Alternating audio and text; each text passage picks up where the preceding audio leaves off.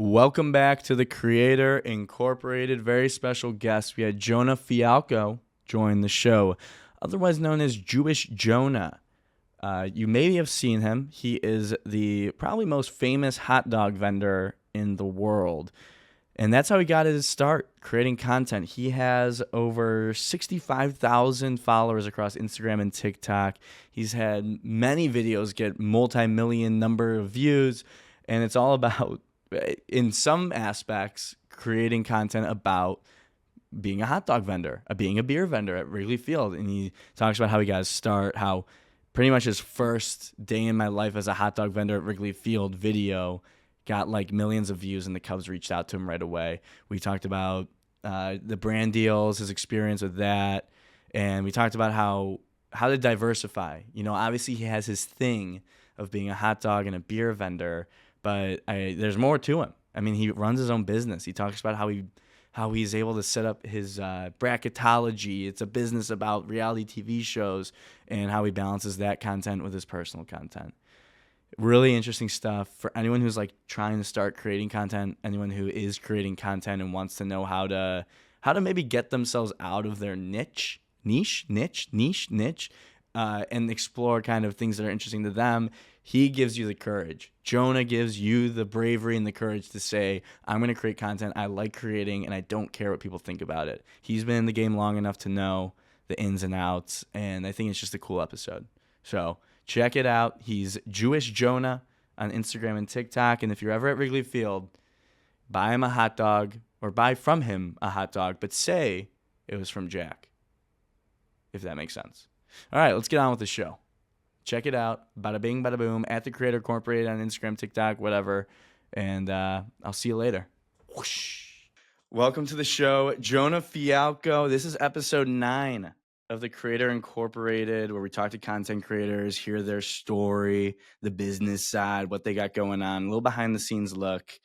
Jonah, you have 23.1K followers on Instagram, 40.7K followers on TikTok, and I'm excited to talk more. Jonah and I, before we get started, feels like I gotta say it, Jonah and I went to college together, friends from our university days. People in Europe say like university instead of college. I'm trying to adopt that. But welcome to the show, Jonah. You want to introduce yourself? Glad to be here. First of all, ILL. Gotta get I that know. on the record here. Thank you. Yeah, happy to. I am a self-proclaimed beer and hot dog expert. I got my start in the content game by slinging wieners and brews at Wrigley Field for the past decade. But I didn't start making content about my job until 2 seasons ago, so beginning of the 2023 season. And I also run a fantasy gaming company, but instead of for sports, we do it for reality television. That is called bracketology.tv. So real jack of all trades over here between the hot dog or baseball content and the reality TV gig. Dude, it's a lot. There's a lot to potentially dive into. I think the first thing is, hot dog beer vendor at Wrigley. You said for 10 years. So you started when you were like 17? Started when I was 18, summer going into Illinois, sent over an email, and I was like, hey, diehard Cubs fan, got nothing to do this summer before I go off to college, and was wondering if you needed help, slinging lemon chill at the stadium. Me and two buddies did this, and they emailed back right away, and they were like, yeah, actually, we do need help, like no interview, no anything. And one of my friend's dads used to vend, so that might have helped with the in. But we got hired pretty much right away. And then the three of us would drive from Northbrook all the way down to Wrigley for the games we could catch, either night games or weekends. And my first game ever, I sold soda in the upper deck, and I maybe said 3 words the entire game. It was so intimidating and nerve-wracking. And now you fast forward, this is going to be season number 11. I couldn't be less intimidated and more make a fool out of myself, and now I make videos about it. So that's kind of the journey. I love it. Yeah, you've completely the arc of confidence has come full circle. So now your next step is to be like overly confident. You're gonna be like the more arrogant, like rough around the edges. Those are the people that really the vendors that stick around the longest, it feels like. I mean, you can tell just based on personality who's been there the longest. The rough and tough OGs. There's a guy. His name's David. We call him Hopper because he got that name because he would hop over the seats to be able to move faster. So instead of going around, you see an empty seat, you hop over it, get to the next row, and sling. This is his 63rd season coming up. Is Hopper still hopping over? Still, I don't know if he's done so much hopping anymore, but he does run every day. He's the first one in the stadium after we get our assignment. And he's just jogging down Addison, getting into the stadium. I love it. So I'm curious about this too, because it kind of sounds like there's a little bit of like the competition aspect. Like when you're first starting, Oh yeah. this I feel like could easily be like an inside joke of like the vendor community. It's like, oh yeah, I started off slinging soda in the upper deck like that. It sounds like that's where you Literally. get your start. And then is there a is it competitive to kind of rise up the ranks to get to the point where you're slinging hot dogs and beers? Oh, of course. It's all seniority based. So, like, we literally line up based on who's been there the longest every day and draft our product and our section before the game starts. So, like, at the beginning, I had no shot of getting hot dogs, a more coveted item. And even now, like, the guys that are slinging the Budweiser or Goose Island in the 100 section by the dugout, you got to have 40 years of tenure in order to get that spot. So 30 years from now, maybe I'll get that. But we are also commission based, so of course there's competition because the more we sell, the more we make. So there's definitely some friendly wagering going on between the vendors on each product, and it's a very fun time. A good group of people. I love that. Okay, cool. So now I kind of get a feel for the, what it's like, behind the walls, what it's like to be a vendor. So if for me personally, I would be scared as hell to, start creating videos about it and creating content about it because like you got these more senior guys who like probably, no offense, probably don't even know what the internet is. And now it's like, okay, I've got like a camera and going. So talk about like how you started creating content and what that was like. Yeah, you're 100% accurate. There's no offense at all. A lot of these guys don't know, they've never even heard of TikTok or any of it. And I have like basically become the resident technical support expert for any of their technical issues, whether generally phone related. Sometimes they accidentally turn off their cellular data and they don't know, hey, why can't I look at ESPN? And I say, hey, you just accidentally clicked this green button off. Anywho, um, I started the journey on the content in at the end of 2022, and during COVID, I kind of like sporadically made dumb videos. Sure. But I worked the Harry Styles concerts at the United Center at the end of 2022, and I made a day in the life of a Harry Styles concert merch vendor video, and it got, I don't know, like 4 or 5 thousand views, and I was like, huh, I wonder if there's something here. So I went into the 2023 season with the mindset that I was going to put a lot of effort toward making content about vending. And I started like 10 days before the season started. Uh, and opening day comes around, and I got recognized 3 times as like, hey, are you the Wrigley Field hot dog guy? And at that point, I kind of knew something, I was onto something. And then game two of the season, I made a day in the life of a Wrigley Field vendor video, and it got 500,000 views. The next morning, the Cubs marketing, someone from the Cubs marketing team reached out, and I also got contacted by local news. So pretty validating right away. And it's Yeah. been real fun since. Oh, I mean it's crazy because I feel like I've heard it all different on the spectrum of like I was immediately getting reach and the algorithm was loving what I was putting out and it just crushed right away. And then there's other people who oh, I've made videos every day for like 2 years and then it finally came through. I'm curious, like when you're going through the planning and you've committed to like creating content. I think that's interesting. The idea of like, okay, I tested it. I know I have at least a concept. I have like being a hot dog vendor is obviously a very interesting and it's a unique thing that people are interested about. And so when you're like planning for it, are you going into it like I think this could work, or are you like, yeah, maybe it will, maybe it won't? What was the planning process like going into it? Yeah, early on, it was more like trial and error of what did well and what didn't. Like, and the algorithms are so weird where like a day in the life video could get 500,000 views and the next day you get 400 views. But one thing probably my second week of making content, I did who's got the best hot dog call, and that video got 4 million views. And I was like, okay, this is something that is repeatable, and people want to see these like short form videos. So I made a ton of those. They all did really well, and that's how I really built this initial following.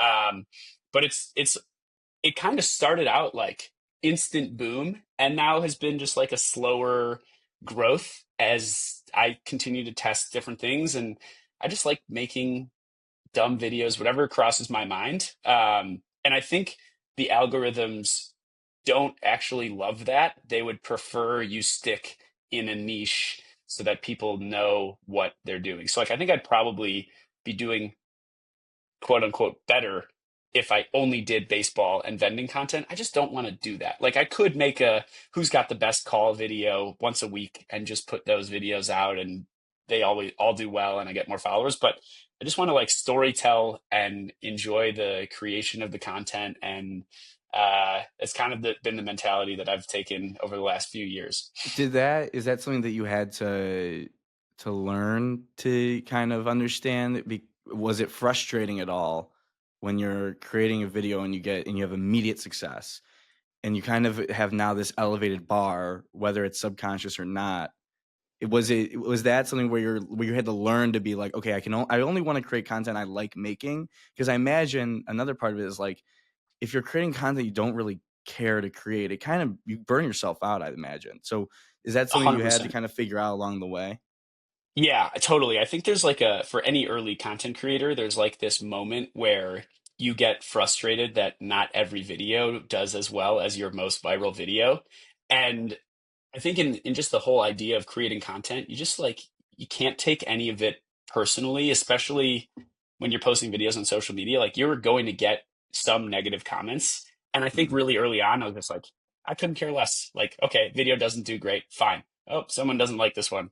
Literally don't care. I'm not doing it for you. I'm enjoying myself. And I think it's been really like helpful for the mentality. And that's like kind of my advice for up and coming content creators. Just like you got to take a bird's eye view and not take everything so personally. But you're so right about you need to be passionate about what you're making.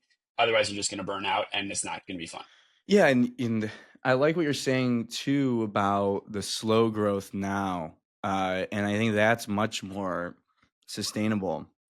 Because I think I've heard other people, other even like on this show, and they'll be like, I almost don't even want to go viral because sometimes it's like a video that's not really encompassing what I want, the content I want to create, and then you go viral, and then people, it's just harder to like have the stickiness of a following if it's like, oh, I have all these videos that I love making that do pretty well sometimes, and they get me followers because people attach themselves to me, and I'm creating similar content, and then I had this one that went insane, and it's not really like what I like doing. Is that something that you kind of agree with, or have had to figure out on your own? Yeah, I mean, I think that's spot on. You couldn't have said it better. It's like that's just exactly how it goes. Yeah. And sometimes, like candidly, it can be pretty frustrating. I'm like, okay, why doesn't anyone want to hear about my, my cinnamon roll expedition or how I dislike getting the wrong side of a Jimmy John sandwich, but they all they care about are those they want to see the guys scream hot dogs at the top of their lungs, which I Yeah, also love to make those, but it just can't be every video. yeah, and I mean, baseball season's only it's not all year round. Right, It's exactly. I get 6 months to make baseball content, and then the other 6 months, like I just want to make Jonah content. yeah, I think that's perfectly reasonable. Like it, and I don't think it would hit as hard if you were posting like about baseball in, December. Like Right. it just doesn't really make sense.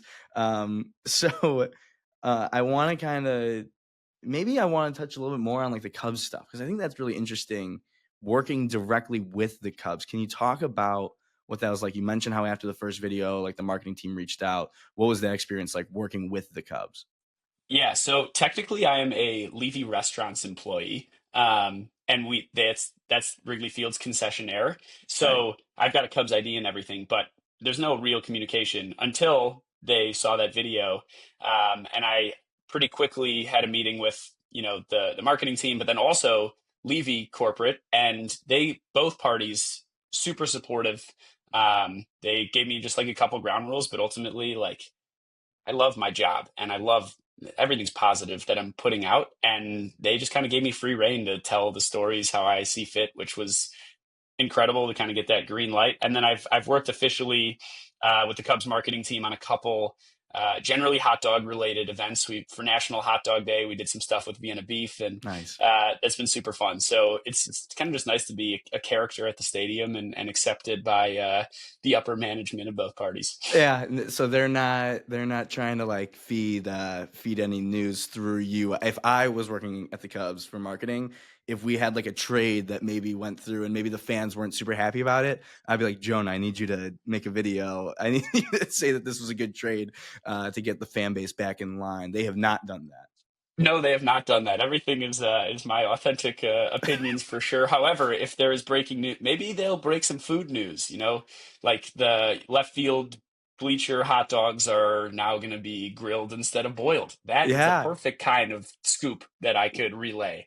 exactly. So okay, know the audience too. Right. And then you get recognized all the time. I'm assuming like vending at the Cubs at Wrigley Field, right? Oh yeah, I would say maybe this is an overreach, but it's probably 15 to 20 times a game now. People will stand up out of their seat and be like, "Oh my God, it's Jewish Jonah." Which also, for spoiler alert Right. for anyone listening to this, my social media handles are at Jewish Jonah, and they're like, "Oh my God, it's Jewish Jonah," and the people around them are like, "What did you just say to this guy?" So it's always fun to kind of be on like this inside joke. There's a couple of players follow me actually, like Justin Steele and I have interacted. Oh, that's So that sick. yeah, like super fun to just be this character, and it's always weird when I get recognized outside of Wrigleyville. I was like on Saturday for St. Pat's. I was at Burwood in the evening, and two people just like out of nowhere recognized me. So that's always still humbling and fun. But it is. I mean, I'm a diehard Cubs fan, so to be like this little character at the stadium is it's been a blast. Yeah, I that's pretty cool. So I'm wondering, what are your thoughts about that? Because is it still weird when people come up to you and they like, because I always feel like whenever someone sees a celebrity, they just say the celebrity's name, and then they point and they say the name, and then you're just like, yeah. It's you get a wide variety of ways that people make the approach. Like sometimes people will do their own hot dog call when I'm not selling hot dogs, knowing that I would like that's how they found me. So that's always fun. I mean, I love interacting with them. Some of them will come up to me like, "Hey, like love your content, just want to take a photo," which always the answer is yes. I just like chatting with them. And I have this rule where I will respond to every single DM that I get, because I feel like if someone is like taking enough time and cares enough to DM me, like I can take a couple minutes and respond and chat. And I've really been able to make some like pretty solid relationships and just connections through that, and the content and interacting with season ticket holders and people that come to the stadium regularly. It's like I've got this new group of fun, friendly people that I interact with on a regular basis that I would not have if not for the content. So Dude, that's um, awesome. I mean, that huge to have the engagement, and this will be a good little transition. But speaking of engagement, that's something that brands care about a lot when they're trying to work with creators. Also, just a quick shout out to me. I mean, that was like the I mean, best. stellar transition. This is only episode 9. This Yeah, the the seasoned veteran in you just really showed how talented of a host you are. So well done. this is the start of the championship DVD. This is like the start of my like people will remember when Jack did that awesome transition with Jonah. Okay, anyway, 100%. so after ruining the transition, uh, talk about your experience with brands. Like, when was the first time a brand reached out to you besides like the Cubs? I guess like some maybe one that was outside of the Vienna slash Chicago Cubs, or maybe one that was a little surprising to you. Yeah, that's a good question. I'm trying to remember what the first brand that reached out was. There was a fitness app was one of the first that I did like a sponsored video for. Um, the most notable was recently this past football season was 5 Hour Energy. And I did 3 videos for them. And that, I mean, that was just to get that message was so cool. I was like, oh, 5 Hour Energy wants to work with me. Like, Yeah. awesome. And it's always nice, like when the brand gives you kind of creative freedom to create Hmm. content how you want. And for me, it's just like fun to work with brands. And I wasn't really a 5 Hour Energy drinker before, and they sent me some product too. And I'm a big fan. So shout out to them. It's making me That's what's up. productive. It's great. Yeah, No, 100%. That's also This is not a 5 Hour sponsored Energy. podcast either. Yeah, exactly. That's what I'm saying. That's how you know. I mean, 5 Hour Energy, you're freaking welcome. No, but that's pretty cool. So talk about that more, like the creative freedom side of it, because I hear both sides. And it's like a tale as old as time, classic, like this tension between a brand and a creator to create good content, but within like their guidelines. Yeah. What's been your experience with all that so far, and what's been the most successful relationship, and what does that look like? Yeah, I mean, there's definitely brands that are more rigid with that and that don't give creators the flexibility to kind of speak in their own voice. And I never think that's the way to go. Like you're working with the creator because you appreciate, their ability to make engaging content. So the looser restrictions, the better. So I've always found I haven't done a ton of sponsored content either. Like I'm not super focused on Yeah. monetizing the social media world is again just like a fun outlet for me to connect with people and create.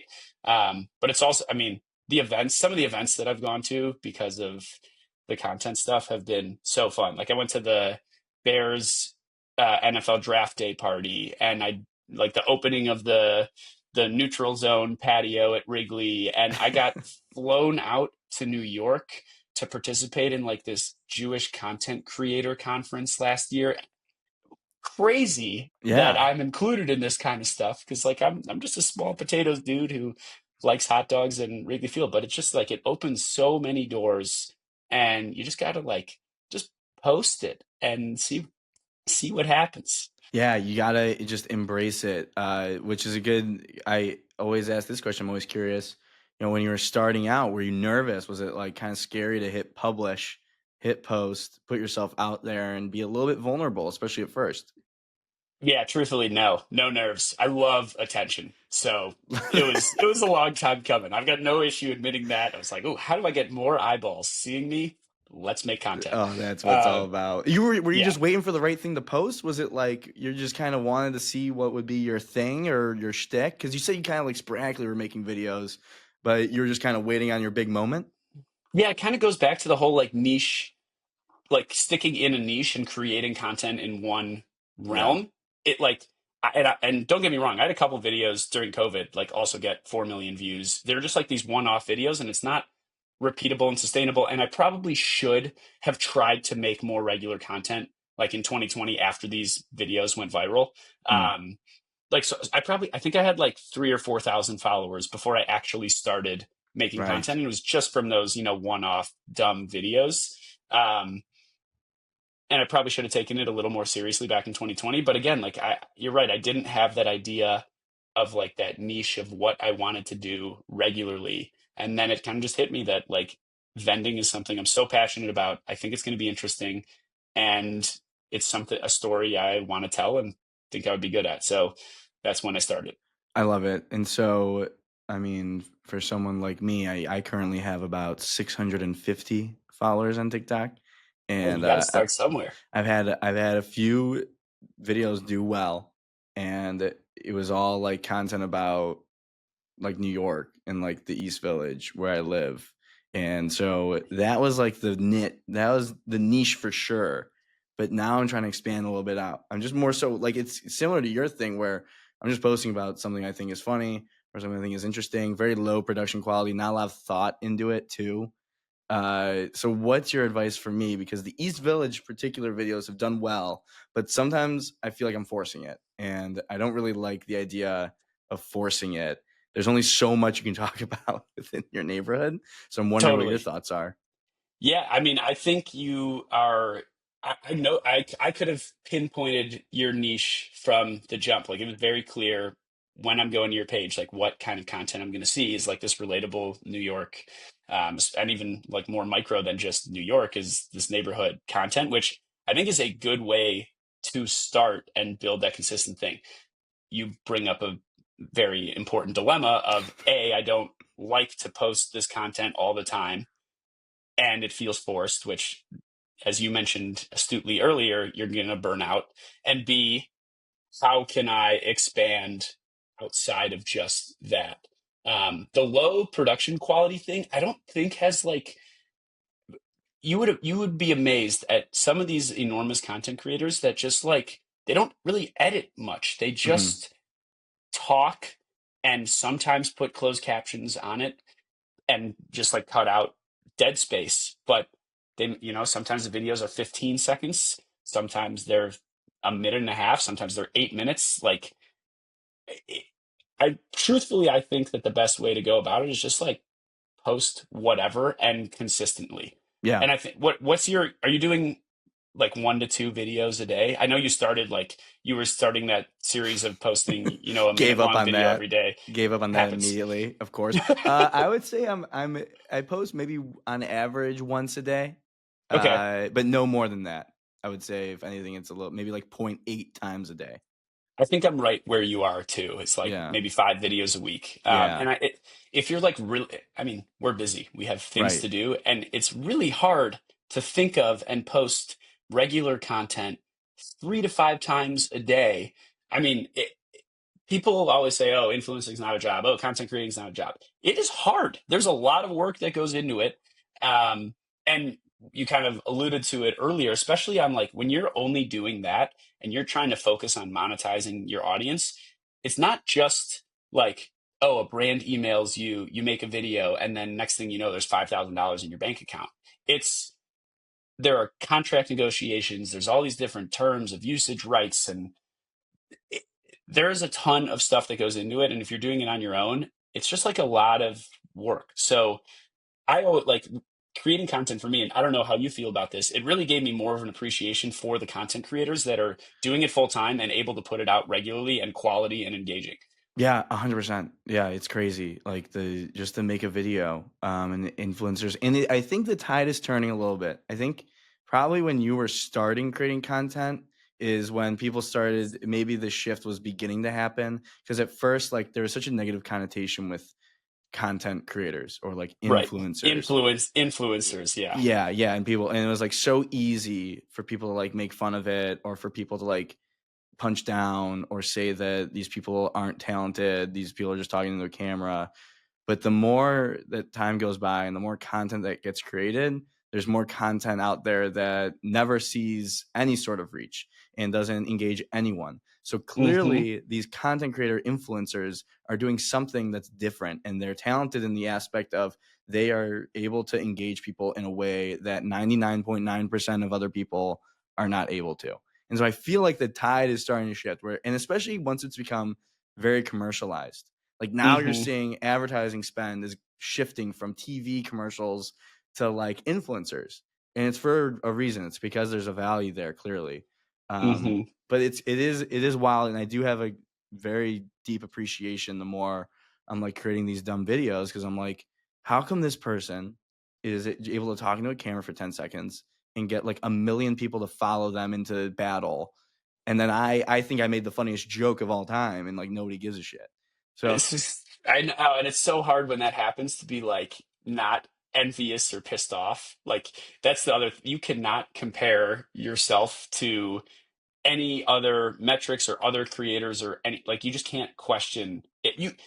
I shouldn't say you can't question it. You should be asking, like what might they be doing different? Like, can I take different tips and tricks of things that they're doing or the way that they're editing their videos or styling their conversation?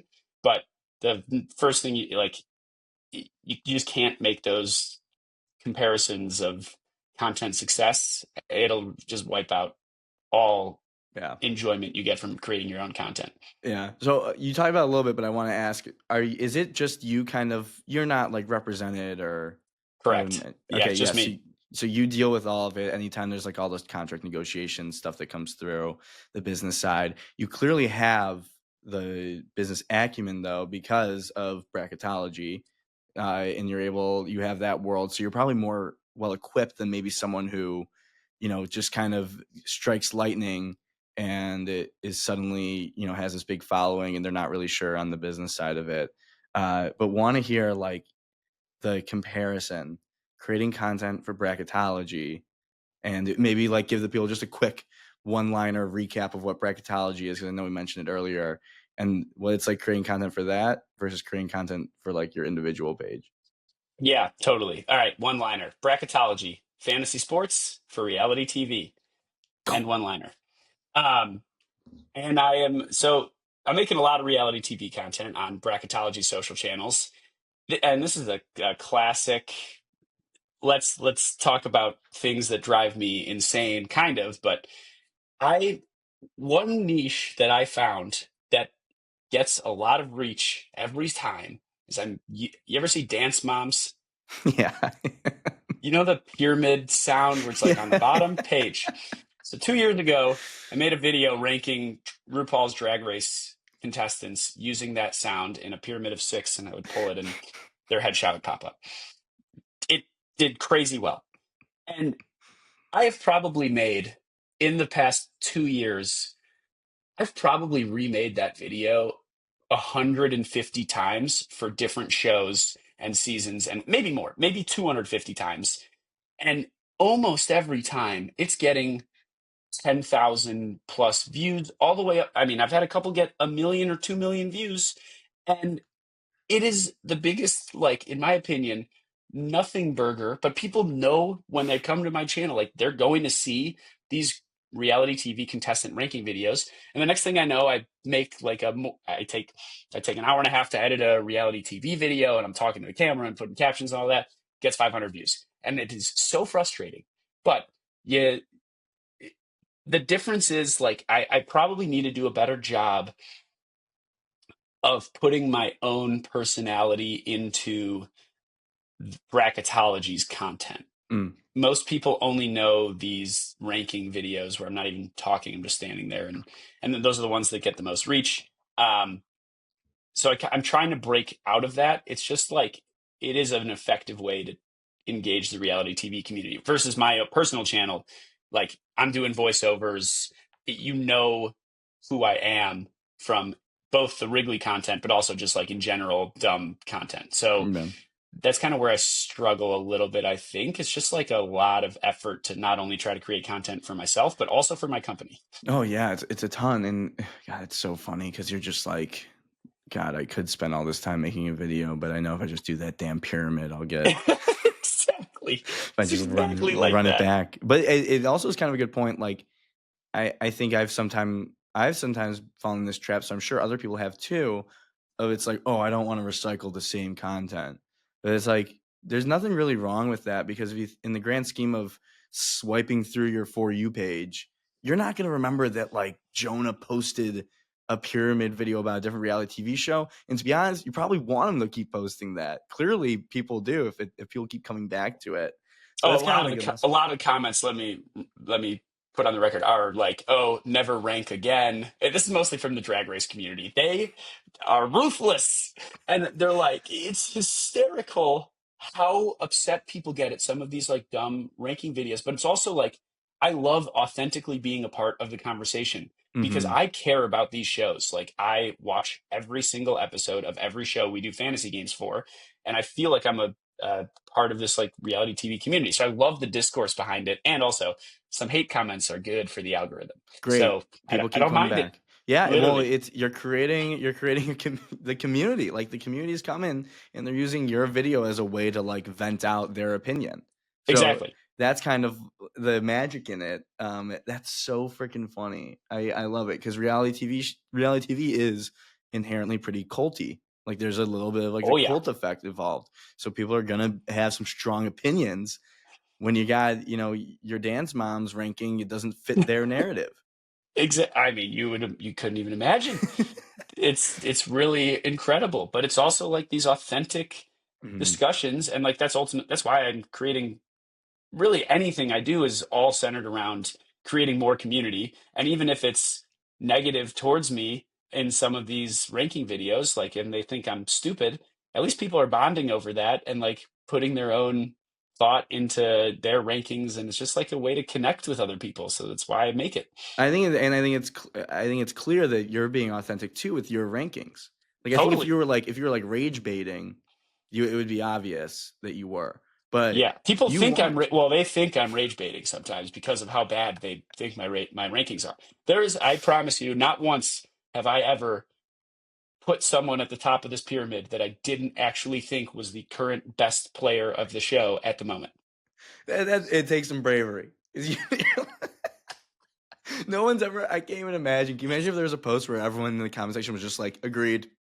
It's Like, rare, but when it happens, I feel oh, good. oh, I I'm feel sure. good when it happens. It's You're like, like, yep. yes, when they say no notes, oh, Oh, game warms my heart. over.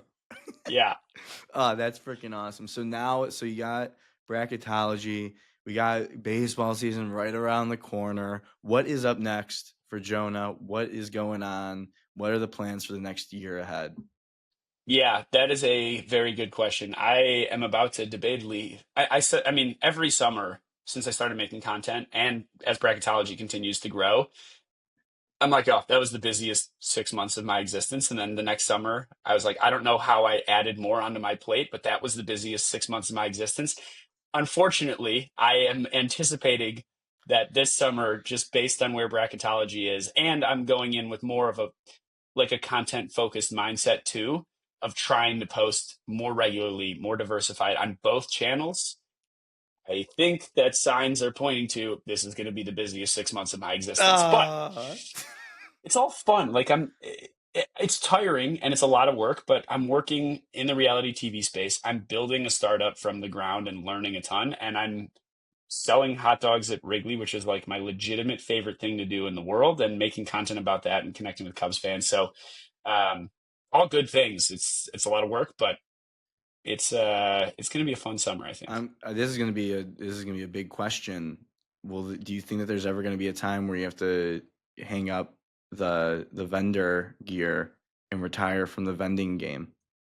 No, bracketology is still my priority, but the only requirement we have is working 25 events a year.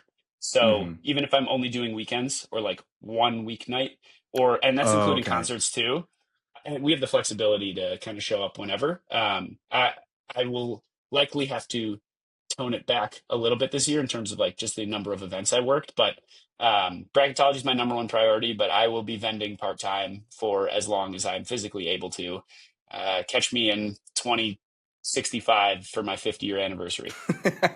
And what a celebration it'll be. It will Good be to a know that banger. that's official. I'm gonna have to get that clipped. Official. Jonah announces he will be vending at Wrigley Field until forever.